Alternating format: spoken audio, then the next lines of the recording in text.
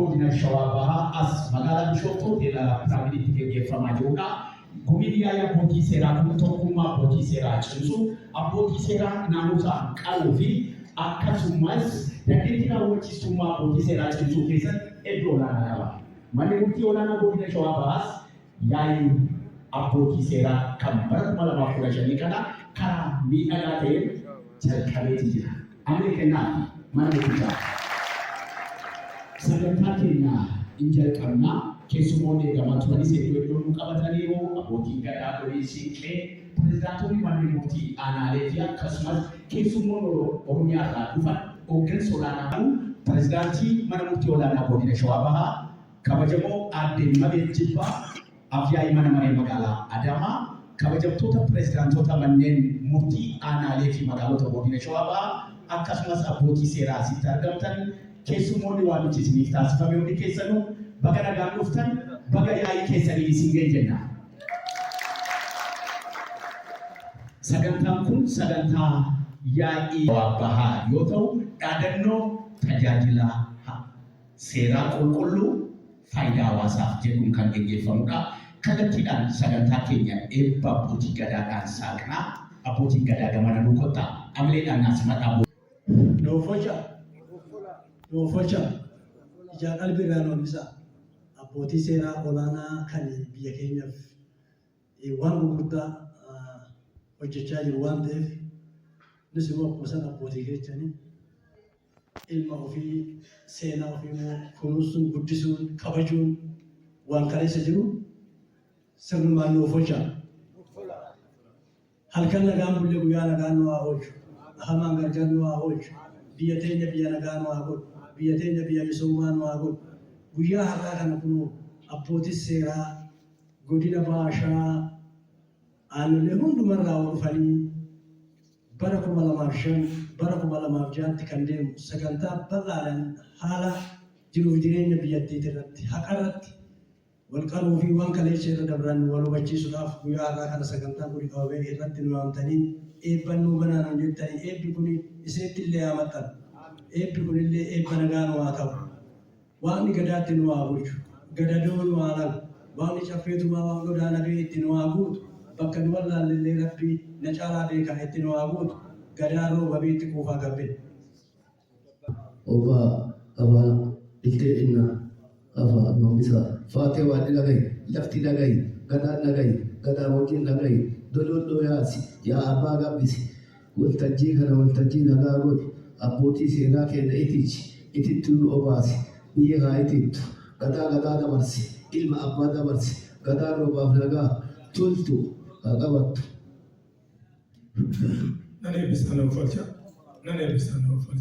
nagaan bullee nagaan nu haa oolchu irraa gora nu haa oolchu dogoggora nu haa oolchu daafii sababii nu haa baasu itti keenya biyya nagaan nu haa ta'u nagaa barbaadnaa nageenyi nu haa ga'u roobee malkaa nu haa yaasu yaatuu ijaa yaatuu karaa nu haa baasu guddaan nu haa bulu xiqqaan nu haa guddatu beekan nu haa bulu wallaalan nu haa beeku kan wallaale karaatti nu haa deebisu sagantaa har'aa kun sagantaa nagaa sagantaa waliigala sagantaa waliigallee nama laannu nu haa godhu gadaan roobaa nagaa bitti kuufa gabbina.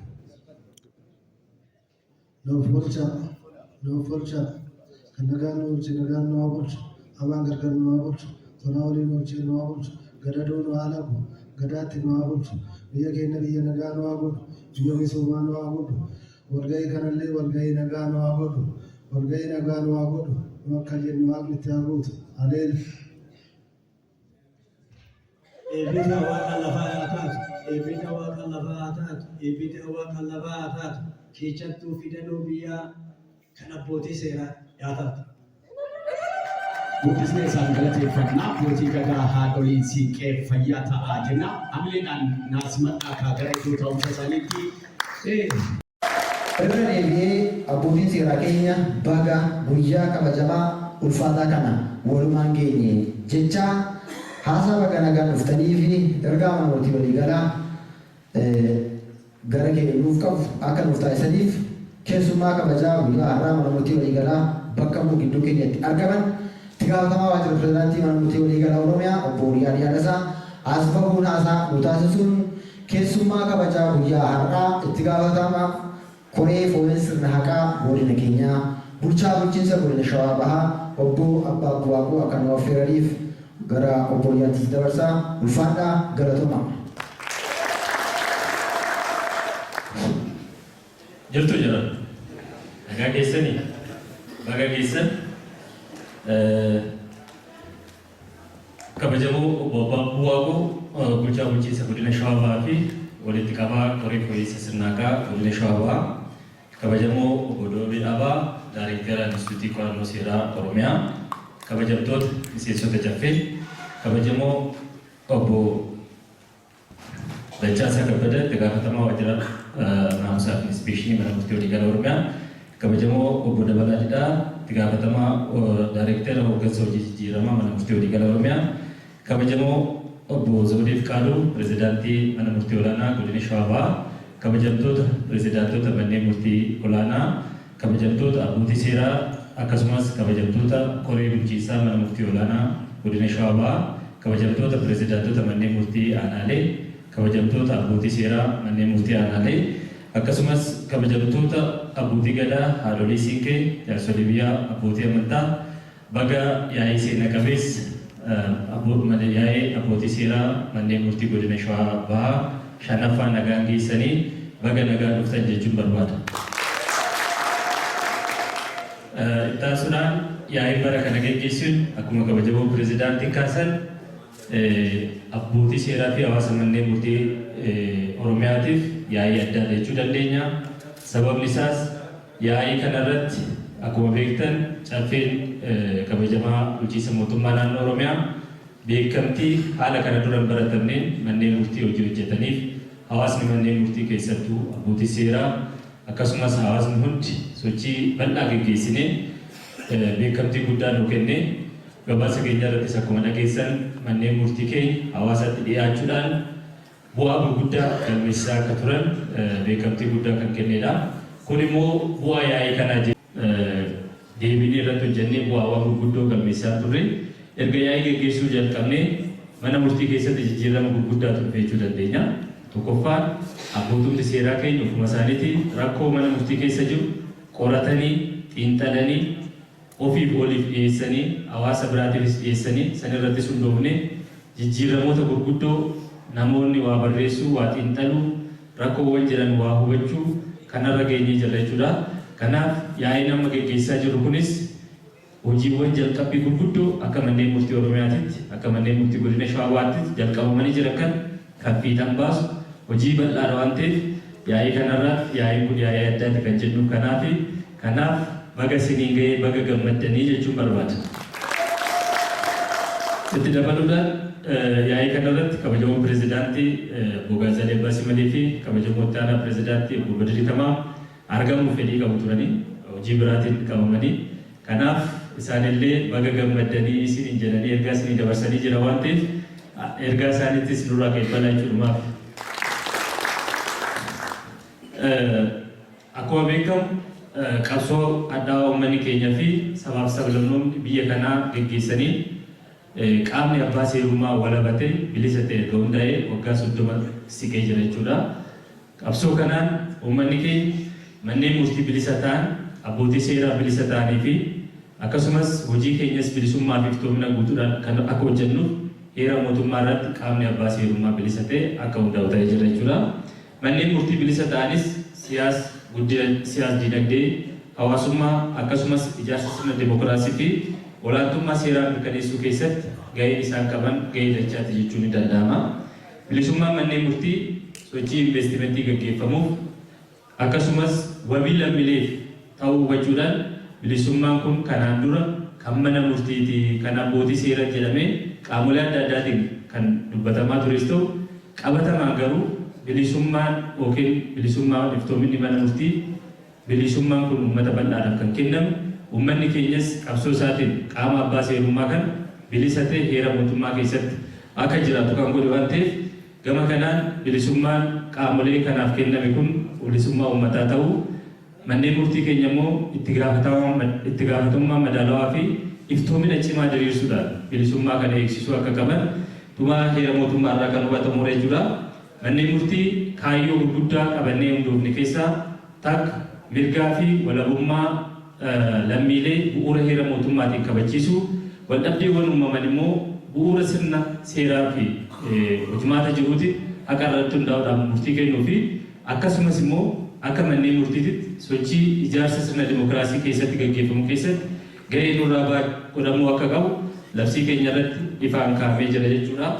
Kanumaan akka manneen murtiitti kaayyoowwan gurguddaa kana galmaan ga'uudhaaf hojiiwwan babal'aa hojjechaa turreerra.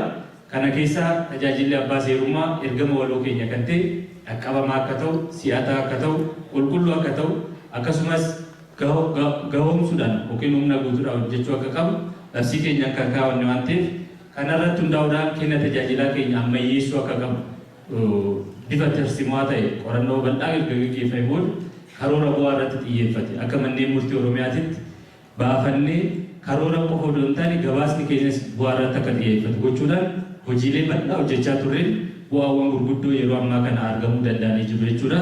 Gama kanaan dhimmi qulqullina keenyaa dhaqqabummaa mirkaneessuu, itti gaafatamummaa fi bulchiinsa keessoo fooyyessuu itti wal qabatee akkasumas bilisummaa fi itti gaafatamummaa madaalawaa cimsuu hojii bal'aa toora xiyyeeffannoo keenyaa ta'anii ittiin hojjechaa turre jechuudha. Hojiiwwan babal'aa ittiin hojjechaa turre kanaanis bu'aawwan gurguddaan akka manneen murtii Oromiyaatitti keessattuu akka manneen murtii godina Shawaa Bahaatittis ittiin arganneetoo bu'aawwan san madaalaa jira jechuudha. Bu'aawwan kana madaalaa dhufne kana keessaa tokko hojiin mana murtiidhaa uummataaf ifa ta'uu akka qabu qindoominni qaamolee adda addaa wajjin hojjechaa turre yeroo ammaa kana bu'aa buusee sadarkaa caffee kabajamaattis beekamtii guddaa argachaa kan jiru waan ta'eef gama kanaan karoorri bu'aa irratti xiyyeeffatan manneen murtii keessatti erga hojiirra ooluu qabee jijjiiramoota gurguddoo kan ittiin arganne ta'uusaa kan agarsiisudha jechuudha. Bifa waliigalaatiin hojiiwwan gurguddaa kana kan hojjanne illee ta'u ammas dhimmoonni xiyyeeffannoo addaa barbaadan manneen murtii keessatti kan jiran ta'uusaa jechuudha. Tokko dhimmi qulqullina kenniisa tajaajila abbaa seerummaa ammallee dhimma ijoo xiyyeeffannoo keenya barbaaduu fi haala addaatiin irratti hojjechuu qabnudha jechuudha. Lammaffaan qaqqabummaa mirkaneessuudhaan hojiilee biroo babal'aa akkuma hojjennu dhimmi teekinooloojiidhaan deeggaramanii akkaataa abbootiin dhimmaa aanaa isaanii ta'anii mana murtii olaanaatti quunnaman, aanaa isaanii ta'anii mana murtii waliigalaatti quunnaman kana mirkaneessuudhaaf sochii bal'aa nurraa eegama jechuudha. Keessattuu akka godina keessaniitti gabaasa amma dhiyaataa turerraayis kabajamoon pirezidaantiinis kaasaniiru hojii bal'aan bara itti aanu manneen murtii keenya eeggatu keessaa dhimmi teekinooloojii dhimma ijoodha jechuudha. Dhimmi kun dhimma ijoo kan jennuuf uummata keenyaaf aara galfii fide. Uummanni ni boqote. Qeesaa ta'ee dhimma isaa ergachuu jalqaba. Jijjiirama bal'aa jalqaba dhufe. Erga uummanni isaa godinaalee milkaa'ina gurguddaa ittiin argaman jiru jechuudha kanarratti. So manneen murtii godina Shawaa Bahaatis dhimma kanaaf xiyyeeffannoo addaa kennamee kan irratti hojjetamuu qabu jechuudha. Gama biraatiin mana murtii aadaa cimsuu, jajjabeessuu kan immoo hojiirra jiranis caalmatti bu'a qabeessa akka ta'an gochuudhaaf hojii bal'aa hojjechuun nurraa eegama. Kunis haqni qe'ee uummata keenyatti galee jira jechuudha yeroo ammaa. Abbootiin gadaa keenya hin beeku, jaarsoleen biyyaa adolisiin kee hin beekanii uummanni keenya qe'ee isaatitti haqa argachaa. Kun nuyiif warra hawaasa mana murtii keessa jiruuf warra ogeessota seeraa ta'aniif waggoota 30 dhimma heera mootummaa irra ture naannoon Oromiyaa haala kanaan hojiitti hiikee gaafa arginu uummanni keenyas immoo dhimma kanatti gammadee tajaajila gaafa argatu waan boonsaa fi waan guddaa waan jajjabeeffamuu qabu. Kanaafis keessattuu pirezidaantonni manneen murtii aanaalee hojii guddaa hojjettan kanaaf uummanni keenya akka malee sin galateeffadhaa. Manni murtii waliigalaattis galatoomaa isin jechuu barbaada ulfaadhaa. Kabraa dhimmi naamusaa akkuma sila ka'e dhimma yeroo dhimma hin kennamnedha jechuudha. Naamusni dirqama qarshii fudhachuu qofa kan xiyyeeffatu miti.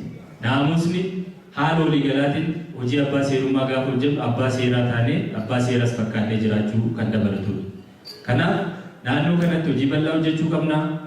Dhimmoonni naamusaa namoota irratti rarra'u jechuudha. Har'a hawaasni keenya manni murtii akkasuma hin jedhu. Ebeluudhaadha mana murtii keessa.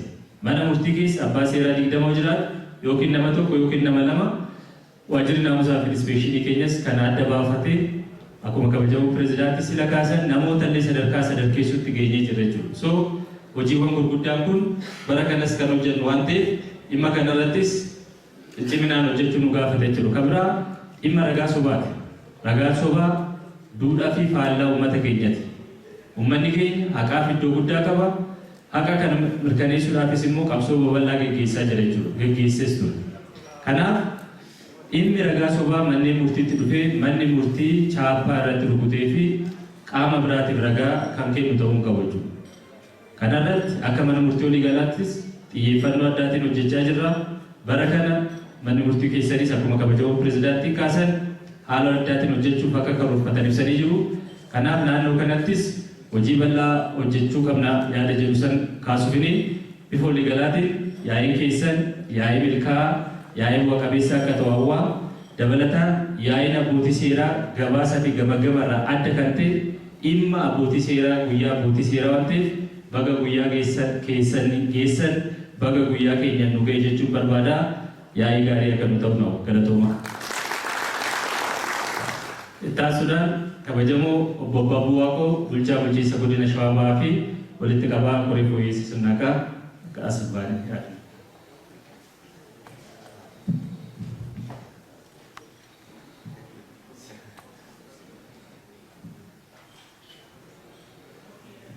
Akkam bultan? Nama bulchaa. Abbootii seeraa kana baay'ee tokko dhaabbadhee beeku. Dhaddacha liisiniin beeku waan argaa. Kabajamoo obbo Oliyaa Yaaddasaa hoogganaa waajjira mana murtii olaanaa. Kabajamoo obbo Zawudee Fiqaaduu pirezidaantii mana murtii godina Shawaa Bahaa. Kabajamtoota miseensa caffee abbootii gadaa haadholii siinqee kabajamtoota pirezidaantota aanotaa magaalaa godinoota ollaa irraa dhuftan baga guyyaa kanaan isin ga'e jechuun barbaada. Akkuma beekamu uummanni keenya aadaa duudhaa mataa isaa qaba. Oromoon aadaa duudhaa mataa isaa keessatti immoo inni guddaan ittiin yeroo kamiyyuu beekamu keessaa tokko haqa. Uummanni Oromoo aadaa isaa keessatti kan dagaagsaa dhufates kan ittiin wal bulchaa tures kan ittiin kan biraatiif iyyuu fakkeenya ittiin ta'aa ture haqa isaa mirkaneeffachuudha. Haqa isaa dabarsee kennu haqa keessatti qaxxaamuraan iddoo barbaadu qaxxaamuraan loluun qaxxaamuraan wal dhiibuun wal buqqisuun hin baay'ata. Yeroo akkasitti jijjiirama keessatti chaalenjiin akkasii nama qunnamu keessatti keessaawuu aadaa duudhaa keenya keessatti wanti dagaaguutii fi akka isheetiif itti wanti jajjabeeffamuu qabaatu hawaasni keenya akka aadaatti waliin qabuu danda'u baay'ee qabna. Kanneen keessaa akkuma maslataasee mana murtii aadaa keenya keessattii fi manneen murtii aanaa godinaa naannoo sadarkaatti cimee haqa akka cimsuu danda'u hojii bal'aadha kan hojjetamaa jiru. Nageenya keenya mirkaneessuutii fi olaantummaa seeraa kabachiisuu keessatti haqa sirrii kabachiisuun haqa sirrii argachuun tasgabbii biyya tokkootiif murtaa'aadha. Keessaawuu rakkoon nageenyaa biyya akka keenyaa qoree keessatti haqni yoo mirkanoomne ta'e sa'aatiin yookaan yeroo nageenya keenya itti mirkaneessuun ni dhalata. Uummanni keenya yeroo ammaa nageenya barbaadu eeguu nageenyaa qaba. Nageenyi kun kan mirkanaa'u caasaa mootummaa yookaan warra nageenya irratti bobba'an qofa osoo hin taane gara tokkoon haqni yoo jiraate uummanni gama haqa barbaaduudhaan dhufee waan barbaadu yoo argate deebi'ee nageenyummaa mirkaneessuu keessatti gahee guddaa qaba. Isa qofaa miti tasgabbaanii hojii misoomaa fiduu keessatti guddina biyyaa dinagdee ijaaruu keessatti haqa argachuun hojii guddaadha. Kanaaf qindoomina bal'aa barbaada. Hojii haqaa fiduun kan namni dhuunfaa yeroo gabaabaatti wanni akkasii jijjiirama akkasii sammuu hooggansaa hojjetaa keessatti jijjiirreeffina osoo hin taane adeemsa keenya jijjiiruudhaan yoo xiqqaate galatti kan hojiitti yoo jijjiiruu dandeenye haqa gama kanaan dabu kana sirreessuu hin danda'amu. Inni biraa uummata caasaa kanaa walitti qabatuuf hubannoo fi marii bal'aa barbaachisa. Walitti dhiyeenyaan haqni maal akka ta'e waan silaa namni tokko barbaadu argachuudhaaf aarsaa isa barbaachisu deeggarsi mootummaan godhu.